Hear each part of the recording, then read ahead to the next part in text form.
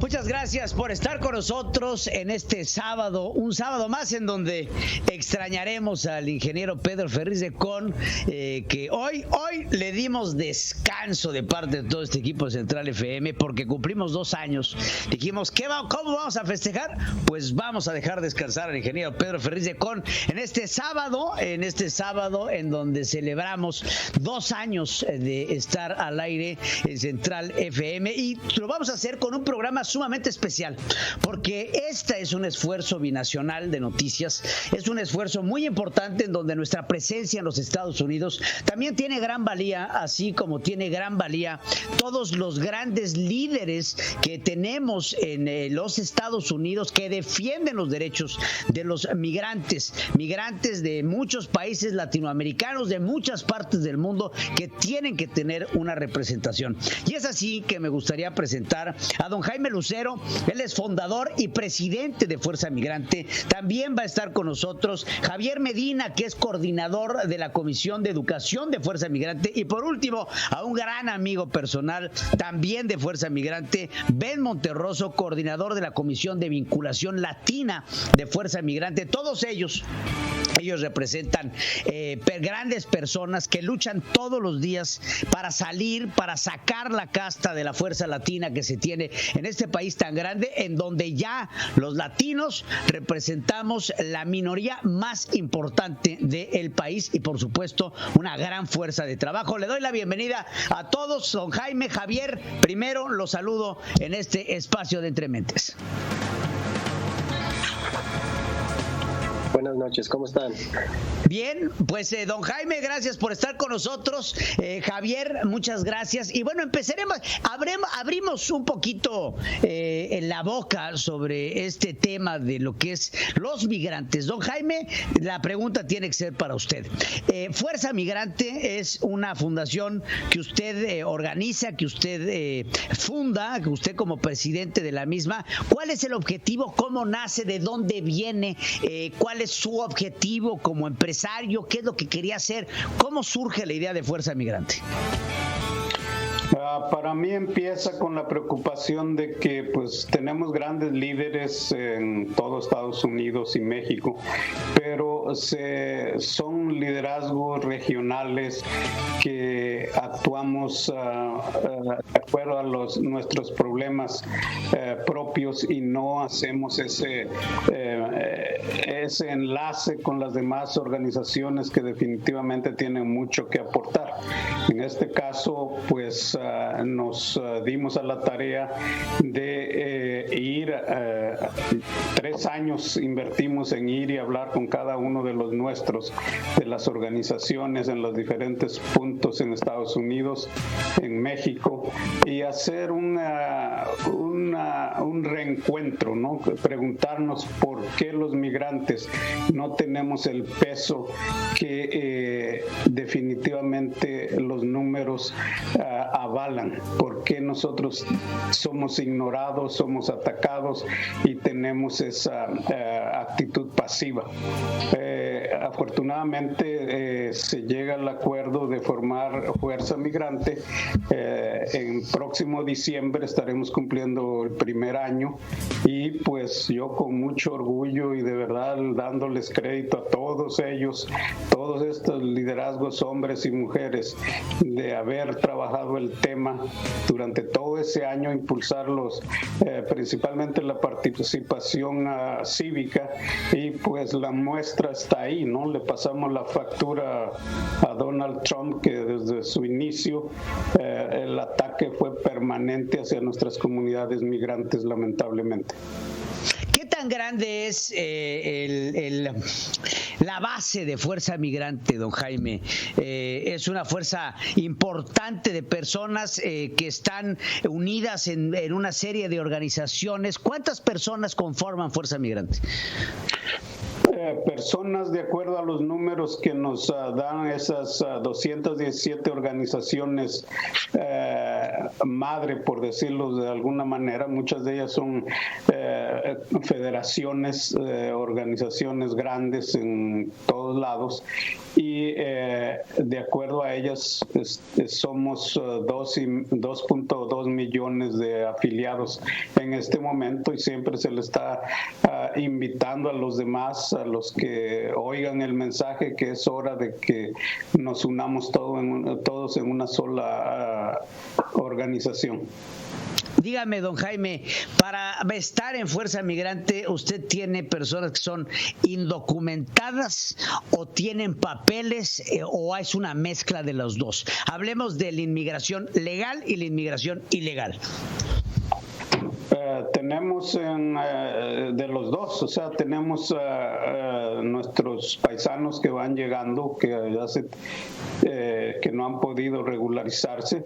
Tenemos México-americanos, como el doctor Javier Medina, que es de segunda generación, que tienen una gran influencia en los jóvenes. Tenemos a un Ben Monterroso que ya es legendario entre nosotros por la trayectoria que trae, y es un amigo de varias décadas ya en el tema migrante, defendiendo a los nuestros. O sea, es una plataforma muy amplia donde todos tenemos un lugar para impulsar nuestras ideas y nuestro trabajo.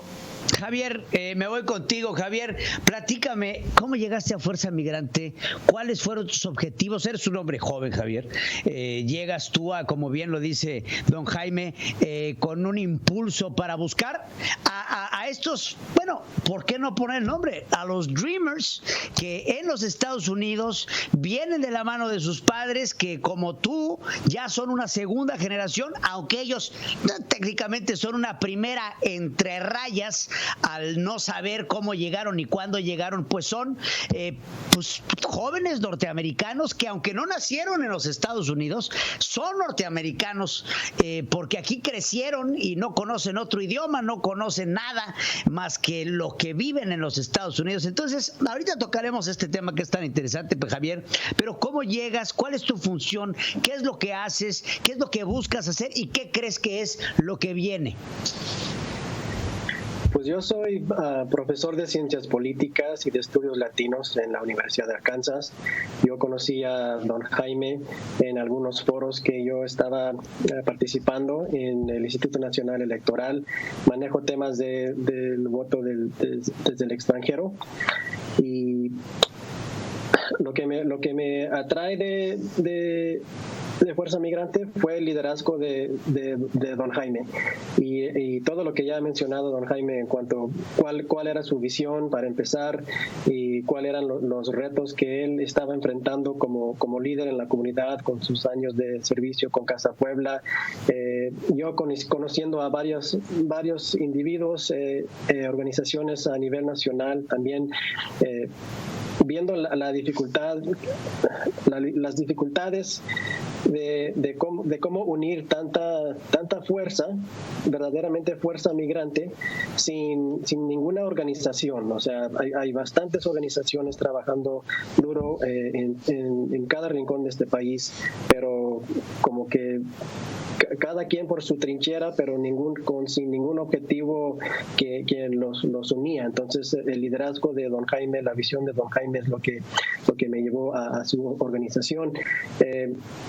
Ante todo, yo como segunda generación, lo que me preocupa es que hay tanta energía, como hemos visto en las últimas elecciones, tanta energía de los jóvenes latinos que tú mencionaste, del movimiento de Dreamers y demás, más, aunque no sean Dreamers, o sea, segunda, tercera generación de México-americanos, dándole fuerte al tema del voto latino y queriendo ejercer su poder político en este país. pero también, por otro lado, olvidándose de que somos una comunidad verdaderamente binacional. Entonces yo me preocupo y trabajo mucho en el tema de la fomentación de la identidad binacional. Entonces para mí me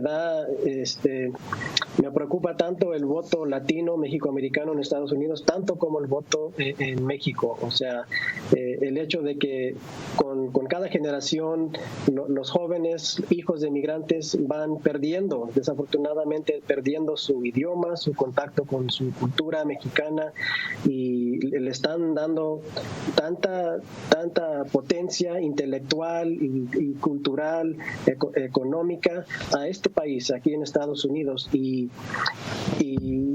olvidándose, como les explico, olvidándose de lo que es México, y que también tienen mucho que aportar en México como migrantes. Claro. Oiga, don Jaime, acabamos de ver unas elecciones que ya, según los resultados que se publicaron el viernes, 306 votos electorales para Joe Biden. Ya se define el estado de Georgia, se define North Carolina. Entonces, esto viene ya, 232 queda Donald Trump con 232 votos, aunque todavía hay algunas impugnaciones. Creo ya, pues, hombre, el resultado es irrevertible. Vemos un Joe Biden que gana. ¿Cuáles serían, don Jaime, hoy las posibilidades que se abren para Fuerza Migrante con un presidente demócrata, con un presidente que es vicepresidente, ex vicepresidente, al que bautizamos también los medios de comunicación los latinos como el deportador en jefe Barack Obama?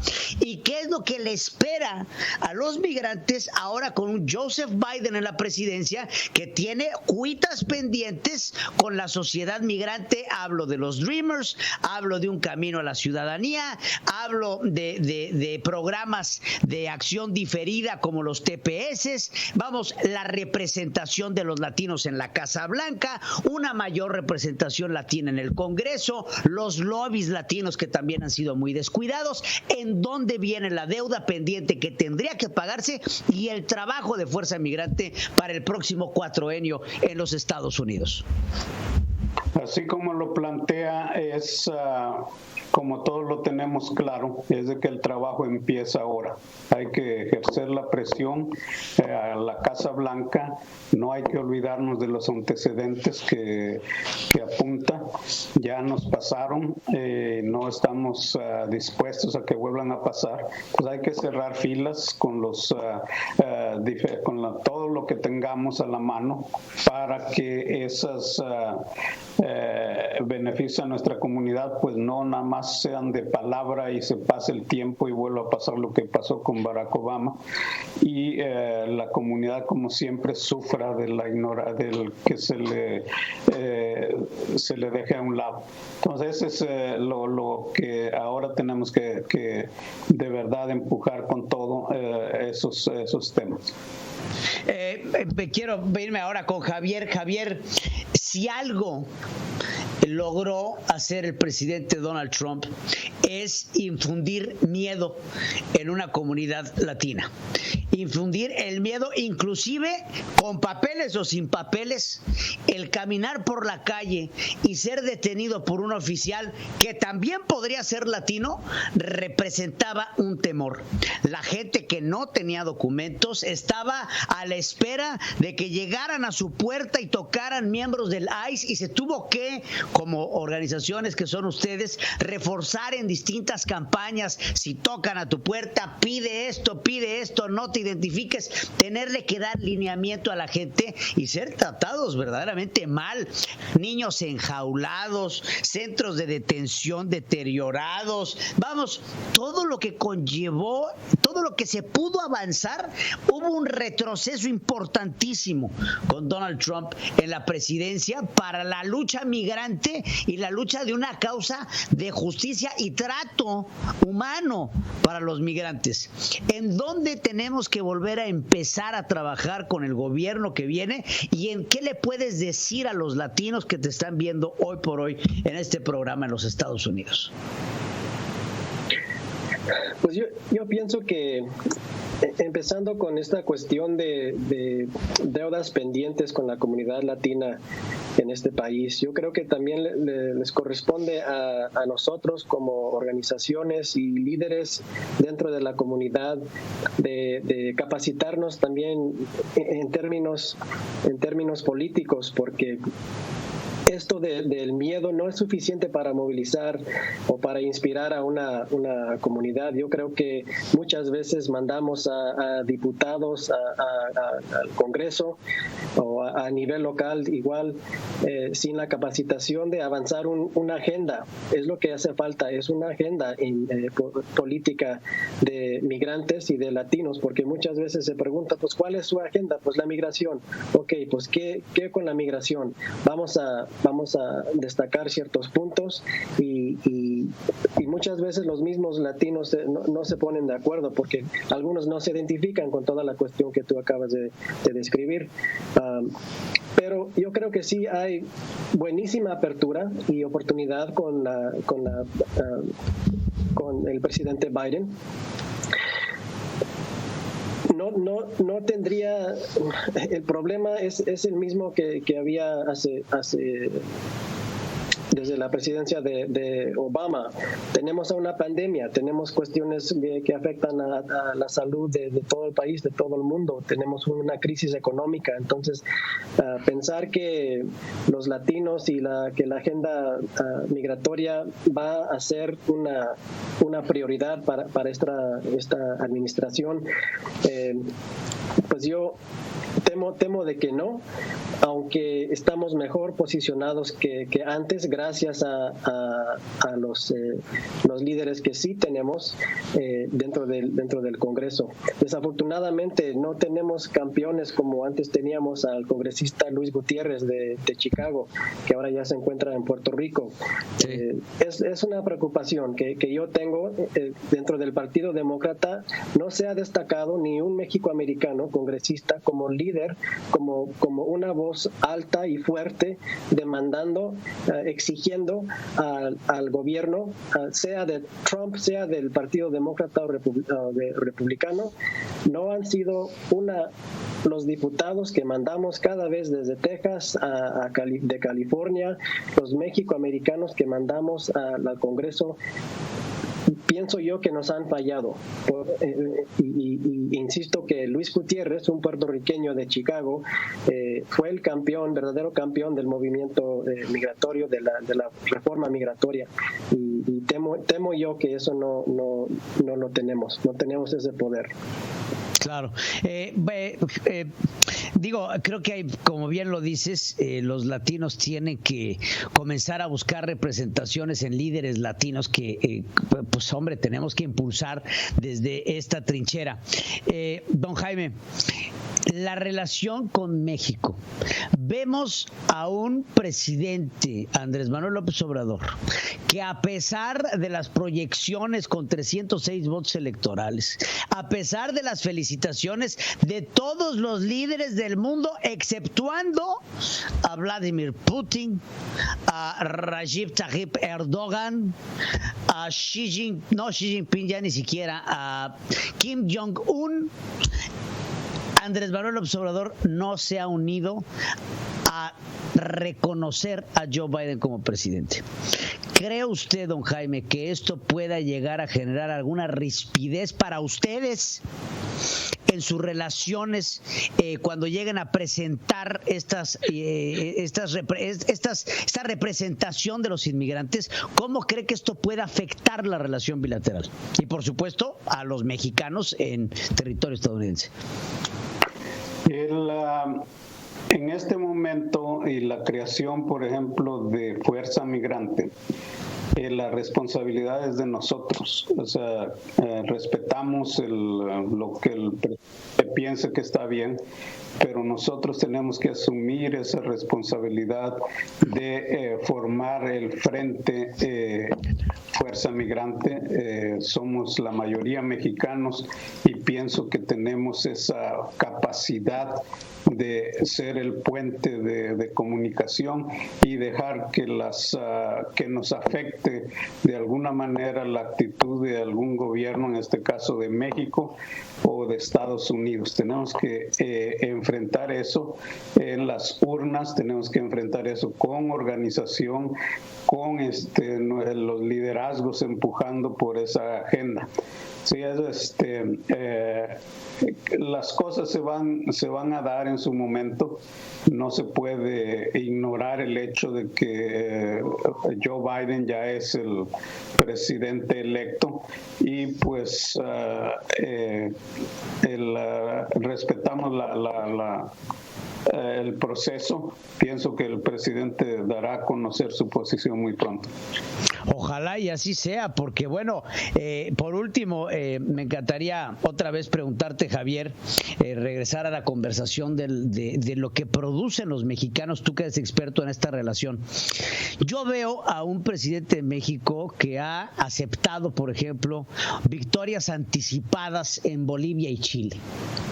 Una agenda como la del Foro de Sao Paulo, en donde el acercarnos hacia el comunismo, socialismo, está dentro de los puntos principales. A un secretario de Relaciones Exteriores en México que agradece primero a la Federación Rusa por el apoyo enviado para las inundaciones de Tabasco, que el reconocer a una contundente victoria de un partido demócrata que mal calcularon, porque hubo un mal cálculo de ello en las elecciones, en donde Andrés Manuel López Obrador decidió visitar a Donald Trump y ni siquiera generarle un gesto de saludo al Partido Demócrata, lo que es visto diplomáticamente como un error. Ahora, ojalá y dependamos de estos países como lo hacemos con los Estados Unidos: turismo, remesas, comercio y sobre todo mano de obra. Esto podría llegar a afectar los programas de intercambio de mano de obra entre México y Estados Unidos, principalmente en la frontera sur. Sí, pues sí, seguramente sí. Creo que esta falta de no es respeto por el sistema político norteamericano, sino es una falta de respeto a la comunidad mexicoamericana, a la comunidad migrante, y es difícil batallar en dos frentes, ¿no?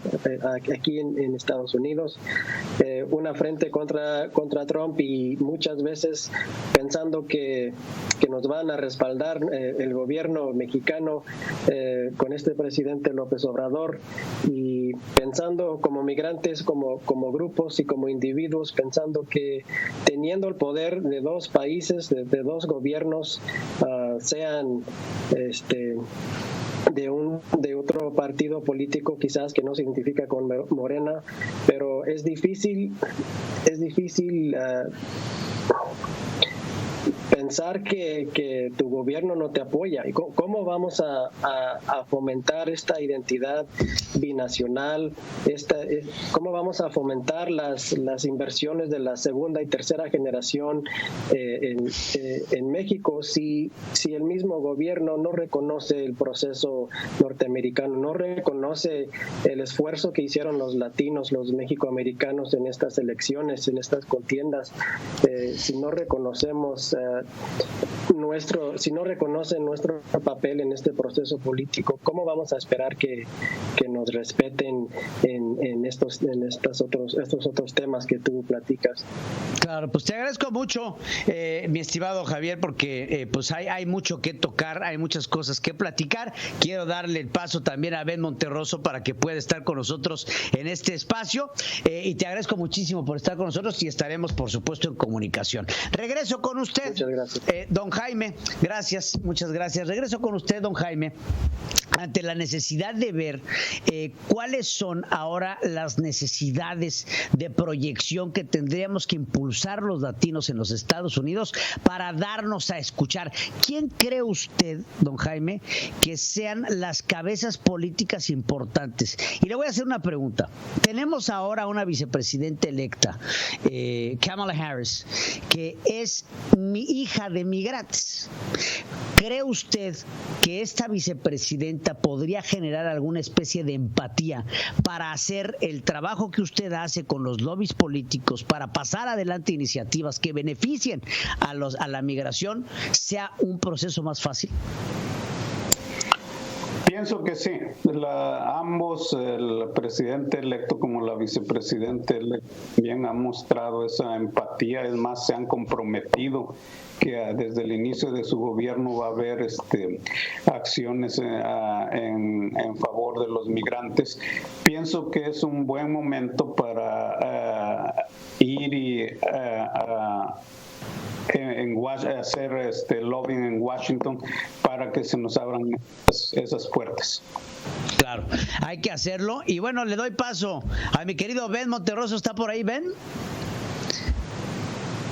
A ver, estamos poniendo a Ben Monterroso acá, porque hay que hablar de lo nutrida que fue la participación de los latinos, don Jaime. ¿Qué siente usted ahora de saber que la participación latina en estas elecciones tuvo récords que antes no se habían visto? Y qué le puede decir a todos estos que participaron? Porque ahora los latinos representan una diferencia en el voto. Bueno, como empecé diciendo, los latinos y los mexicanos en particular hicieron un gran trabajo. Todas estas organizaciones de las que hablamos, la misión era hacer que participaran, desde hacerse ciudadanos americanos los que podían hacerlo, registrarse para votar. Eso fue un trabajo de fijo en conjunto con todos ellos. El mérito es de todos y cada uno de los líderes de estas organizaciones, y pues se siente en que hicimos ese trabajo, y hay bases para pensar que llevándolo más a fondo podemos alcanzar el poder político que necesitamos urgentemente para llevar a cabo las mejoras con nuestras comunidades. Definitivamente. Y bueno, ahora sí le damos paso a Ben Monterroso, que si alguien sabe de este tipo de jalar voto y jalar a gente para que vote y entusiasmar al voto latino, es Ben Monterroso, que bueno, yo te conocí, Ben, te saludo, con esta iniciativa de Mi Familia Vota, en donde estábamos tan de la mano buscando también el voto latino a las elecciones que hicieron a Donald Trump presidente, pero que ahora empezamos a ver también el cobrar réditos de un gran trabajo que se hace a través de esta organización. Y bueno, el cabildeo político, Ben, eres un hombre que yo sé que va y viene a Washington y mueve y se hace en pro de la comunidad latina. ¿Cómo viste tú las elecciones? ¿Qué sabor te deja la llegada de Joe Biden al poder? Pues antes que nada, muchas gracias por la oportunidad y un gusto estar nuevamente contigo, y claro es de que la victoria no es solamente de lo que pasó en noviembre 3, sino los años que se ha venido trabajando. Esto es como una cosecha, el que siembra tiende a cosechar lo que siembra, y en este caso cosechamos con nuestra gente esperanza, y yo creo que eso es lo que estamos cosechando, una nueva esperanza. Lo que me deja de sabor de boca esto es de que nuestra comunidad, por principio, muchas gracias. ¿Por qué? Porque salieron a votar en números récords, salieron a votar a pesar de que la pandemia estaba atacándonos, dedicaron el tiempo, y eso es importante. Lo segundo, que hay que darle las gracias a los jóvenes por empezar a participar mucho más en este proceso, y a las mujeres por darle el seguimiento. Obviamente que con una llegada del ahora presidente electo y la vicepresidenta electa a la nueva administración, yo creo que es una gran oportunidad para nuestra comunidad. El trabajo no termina, apenas empieza. El trabajo apenas empresa, me queda claro, Ben. ¿Y a quiénes podríamos ver, don Jaime, como las promesas yo creo que hay como las promesas de la representación latina? Y estemos de acuerdo, no sé, Ben, don Jaime, les invito a los dos en esta misma pregunta.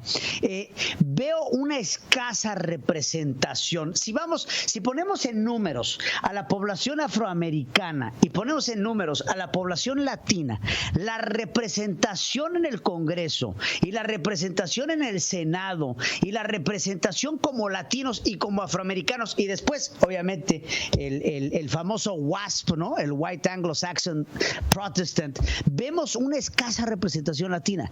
¿Quiénes serían estos personajes que tendríamos nosotros que ayudar a impulsar para llegar al Senado, para llegar al Congreso, para llegar a ser sheriff, para llegar a ser alcaldes, tantos puestos de elección popular donde tendríamos que empezar a ver más latinos? Don Jaime. Sí, gracias.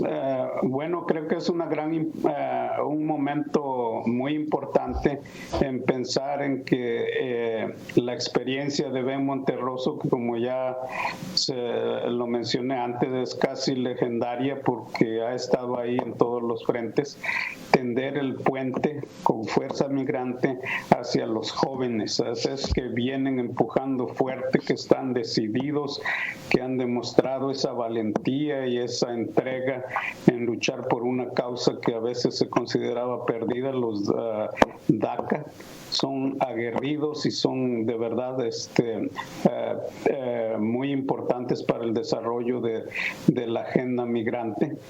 Hacer ese puente de la experiencia de muchos de nosotros conectado con la energía de los jóvenes, ya están mejor educados, ya han pasado por ese trayecto tan difícil que fue estar en una administración tan adversa como la de Donald Trump, e impulsarlos. Ahí tenemos el reto para nosotros como empresarios de impulsar esas candidaturas, el conocimiento de Ben, que geográficamente conoce quiénes son los que pueden hacer un buen papel e impulsarlos desde apoyos económicos, capacitación, etcétera, para ir formando esos cuadros. En el número ya superamos a los afroamericanos, pero todavía nos hace falta esa organización que ellos a través de muchos años pues ya han logrado, y nosotros llegar a tener ese peso específico con los nuestros. Claro, por supuesto. Ben, la pregunta es directa. ¿Quién crees tú, en dónde crees que los medios tendremos que poner nuestros ojos en nuestros representantes latinos para la próxima administración? ¿En dónde están esos políticos clave que van a ayudar que los latinos, hablando de todas las nacionalidades, empecemos a tener mayores derechos y una mejor representación? Mira, poco se ha dicho, pero la realidad de las cosas es de que si queremos ver latinos en puestos federales, tenemos que empezar desde ya a pensar en las elecciones de 2022 y elecciones de 2024. Hemos visto latinos, por ejemplo, en Nevada tenemos la primera mujer latina que fue electa senadora. Tenemos ahora de que en Nuevo México tenemos a otro latino electo para el Senado. Aquí en California, ahora con la posición que tome la señora senadora Kamala Harris, vicepresidenta elect, se abre la oportunidad para que otro latino pueda ser mandado hacia el Senado. Esto viene de los diferentes estados y el trabajo que nosotros hagamos. Yo creo que desafortunadamente la pregunta que hiciste al principio, ¿por qué hay más representación por la comunidad afroamericana?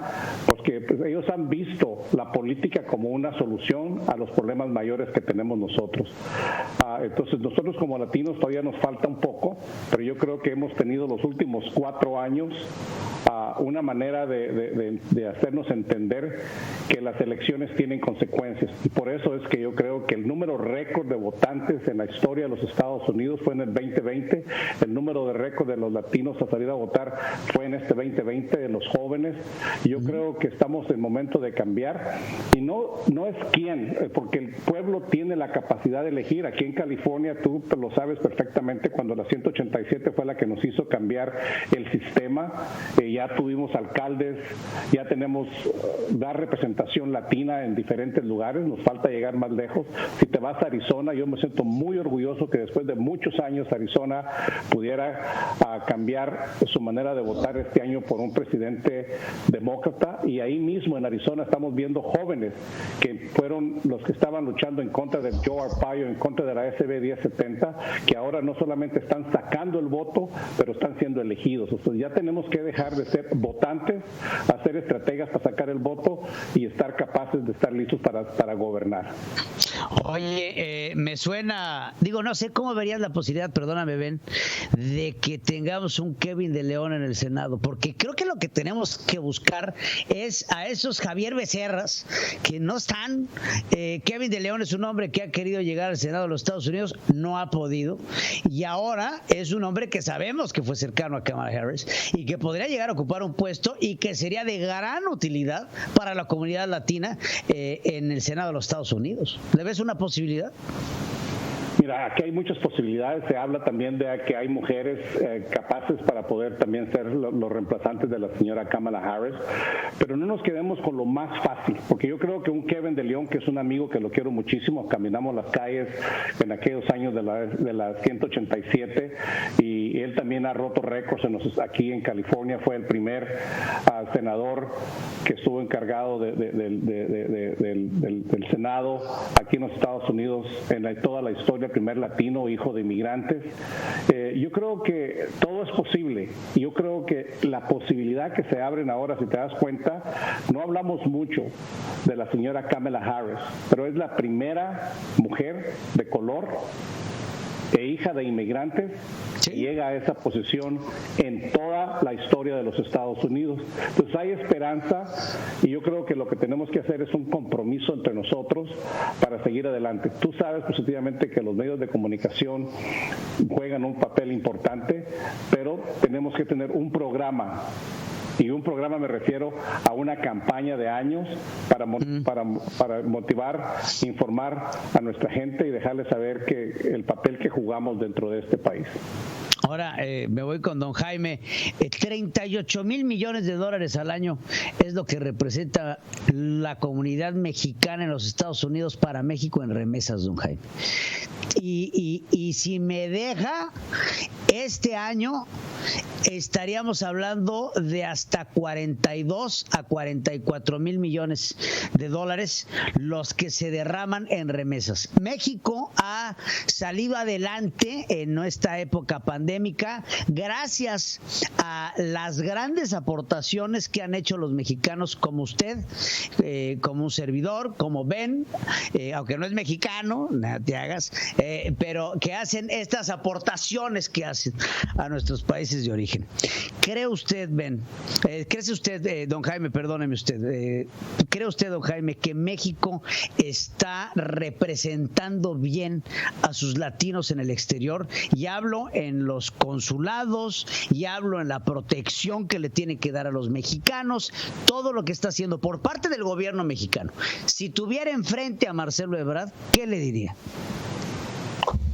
Que hicieran honor a lo que siempre están diciendo, que somos héroes vivientes, y que las aportaciones de nosotros es una lealtad hacia el gobierno actual. Yo pienso que eso no es del todo cierto. Nosotros incrementamos esas remesas porque cada día nuestras familias allá requieren más para sobrevivir. Ese dinero que nosotros mandamos hacia México hace más falta aquí para educarnos, para tener mejores condiciones de vida, para mejorar aquí a la comunidad que no sufra esas injusticias y se puede decir hasta terrorismo que desató Donald Trump contra nosotros, es una respuesta hacia proteger nuestras familias hacia allá, aún y pagando el precio de que aquí quedamos desprotegidos.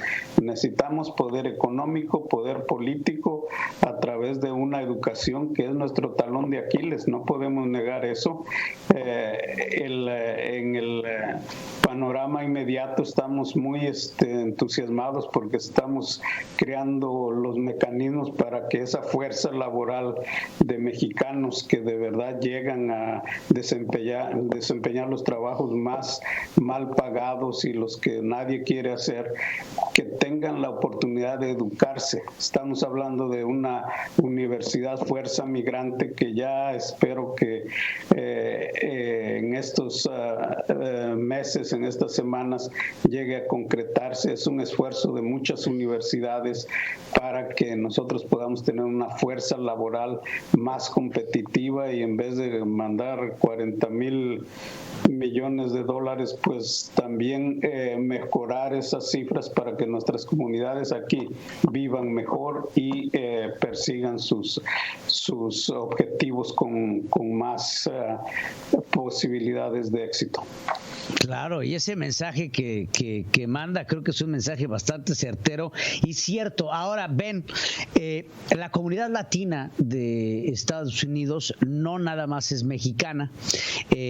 Yo llevo, en lo personal, 6 años viviendo en los Estados Unidos y me he dado cuenta de que muchas de las cosas que pensamos en México sobre la inmigración en los Estados Unidos son muy diferentes. Tengo grandes amigos salvadoreños, guatemaltecos, hondureños, nicaragüenses, haitianos, N cantidad de latinos que estamos en los Estados Unidos y que nos convertimos en hermanos, ven. La gente te ve a ti y la gente que lo está viendo a decir, no, ven, es mexicano. No, en realidad creo que todos, porque está el concepto, ¿a poco no ven? De que en Estados Unidos piensan que todos somos mexicanos y no somos todos mexicanos. Está Donald Trump alguna vez dijo el Mexican Colombian, ¿no? El mexicano colombiano, el mexicano guatemalteco. Entonces, todo lo que es para abajo de la frontera es México. Sin embargo, hay una gran diversidad cultural. Ven, en dónde está esa hermandad que tenemos los latinos en lucha de lo que queremos hacer y cómo queremos ser representados. Pues mira, antes que nada, retomar lo que dices. Afortunadamente yo siento que cuando llegamos a este país, nuestra bandera de nuestro país, a pesar de que la llevamos en el corazón de la tierra, la bandera la dejamos del otro lado. Aquí ya somos todos latinos. Exacto. La manera que nos miran a nosotros, somos latinos, mientras que averiguan si somos de Guatemala, de El Salvador, de Honduras, de México. Tenemos que reconocer que el 65% de la comunidad latina son de descendencia mexicana, el 12% son de descendencia puertorriqueña, y los cubanos solo tienen el 6% y los demás quedamos en el 3 o 2 o 1%. Y yo creo que la hermandad está en que sigamos platicando entre nosotros, sigamos comunicando entre nosotros. Yo por eso me siento muy honrado de que me haya invitado don Jaime y el liderazgo de Fuerza Migrante, porque eso es lo que somos una fuerza migrante. Si bien es cierto que tenemos banderas de nuestros países y nunca los vamos a olvidar, siempre los llevaremos en el corazón.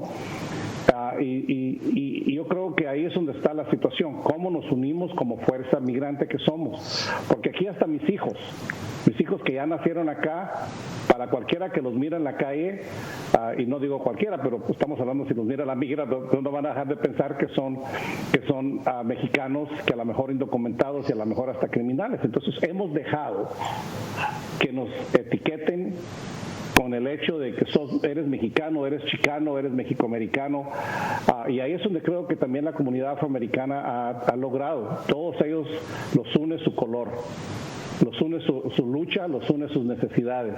A nosotros tenemos el color, tenemos el idioma, tenemos las necesidades, pero todavía no estamos tan unidos como deberíamos de estar para que esa fuerza que hoy tenemos, los latinos representamos la primera potencia entre las minorías del poder del voto, y eso no se nos va a quitar, va a seguir creciendo. Pero si no utilizamos los números y nuestra colaboración entre nosotros, Yo creo que vamos a seguir siempre estar divididos. Por eso me preocupa mucho cuando hablamos de que los cubanos son diferentes que los mexicanos. Las necesidades al final del día, si las miras, son las mismas. Todos queremos un mejor trabajo. Ahorita la pandemia no te pregunta de dónde eres, si eres de México o de esto, no te va a dar, no, eres de donde eres, la pandemia te va a dar, si tienes o no tienes aseguranza médica, te vas a curar o no. Si tienes o no tienes trabajo ahorita, no te preguntan de dónde eres, se acabó el trabajo y sigues viviendo las necesidades. Así es de que yo creo que la unidad, y de ahí que yo tengo mucha esperanza, y se lo he dicho a don Jaime, que Fuerza Migrante es una oportunidad de unificarnos, porque no solo está unificando nuestra comunidad de barrio, pero a la comunidad empresaria, a la comunidad de los medios de comunicación, a la comunidad que verdaderamente vive en otra esfera, pero con la misma intención de querer ayudar a nuestra gente. Claro, creo que eso es importantísimo. Don Jaime, ahorita Ben nos hablaba de este año que ha sido sumamente complicado. ¿Cuáles han sido los golpes más importantes o las lecciones, más que golpes, que le ha dejado esta pandemia a la organización que usted encabeza? Bueno, ha atrasado en mucho.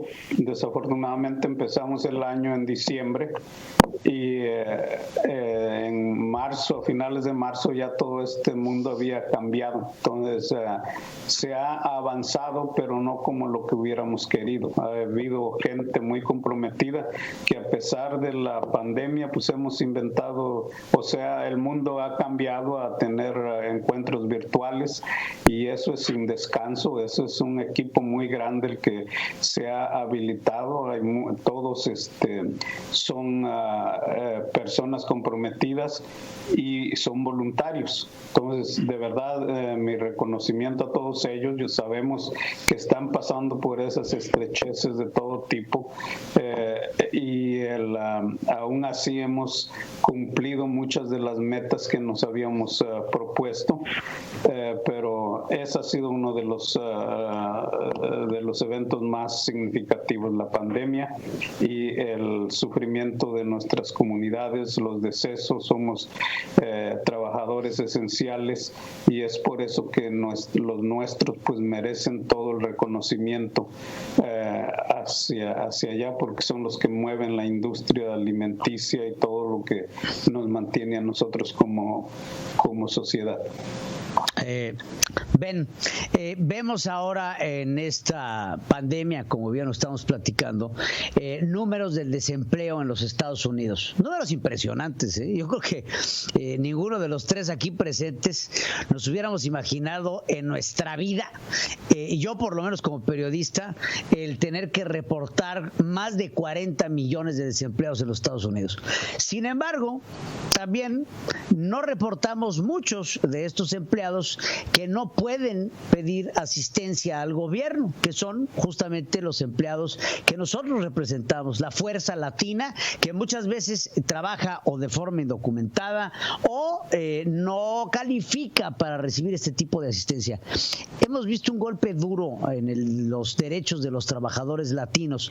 ¿Cómo ven ustedes que esté subsistiendo la comunidad latina en esta época tan complicada, Ben? ¿Y cuáles tú crees que sean los números del desempleo latino, o por lo menos el porcentaje, en los Estados Unidos?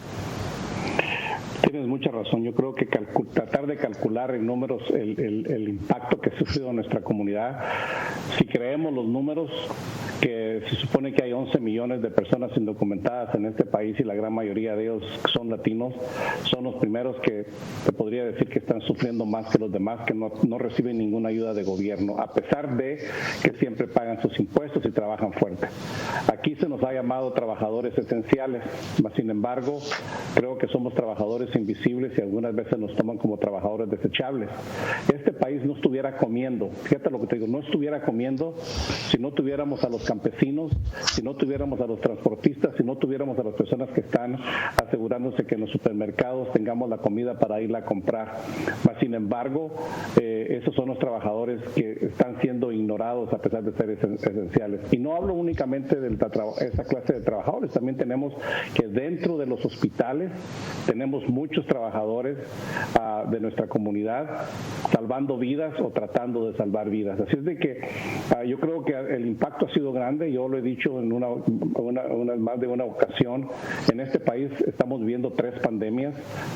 Una es la del coronavirus, la otra es la de la política, donde tenemos en la Casa Blanca una persona que no entendía nuestras razones, estaba peor que Gabino Barrera, y la otra es la pandemia más difícil, que no la queremos aceptar muchas veces, es la del racismo, porque aquí en este país existe una discriminación sistematizada, donde si no trabajamos seriamente en esto va a estar difícil.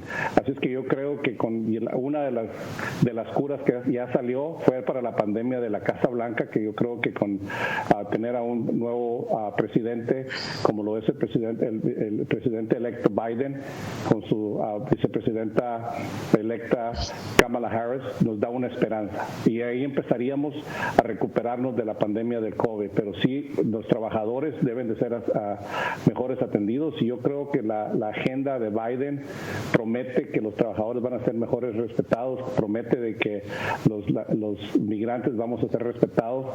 Yo creo que es una manera por la cual tenemos que aferrarnos a seguir peleando. Tú me conoces de muchos años y yo creo que dejar de pelear no es la alternativa, sino seguir luchando hasta que consigamos nuestros objetivos. Definitivamente, qué bien lo que lo dice, y me voy, don Jaime, se acerca ya el final de este programa.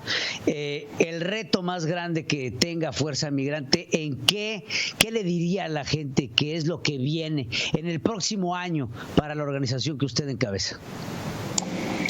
Bueno, aprender de lo que hemos pasado últimamente, cambiar estrategias, ver un futuro con más compromiso de todas las partes, de integrarnos en un movimiento que pueda generar esos cambios, y seguir con los liderazgos mexicanos y latinos a que tomemos nuestro lugar de una vez por todas. Esto lo hemos hablado por décadas, y al principio mencionaba de los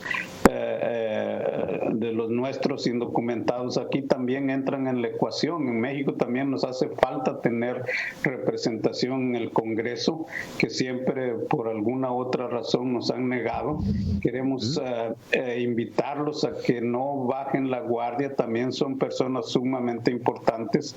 Queremos 10 millones de votos aquí en Estados Unidos con los mexicoamericanos, y queremos 10 millones de votos para México, para poder negociar las condiciones en las que nosotros podamos mantener ese gran flujo de remesas hacia México, pero también nosotros tomar conciencia de que somos súper ciudadanos, porque los mismos 10 millones los tenemos para votar aquí y allá al mismo tiempo. Así es de que es la invitación que les dejo sobre la mesa. Fuerza Migrante siempre necesita que se sumen más elementos que traigan esa diversidad y ese empuje que tanto necesitamos actualmente. Pues yo les agradezco mucho. Un programa de mucha información para la gente, tanto en México como en los Estados Unidos, acerca de la importancia de los migrantes en México y en los Estados Unidos. Ben Monterroso, muchas gracias por estar con nosotros.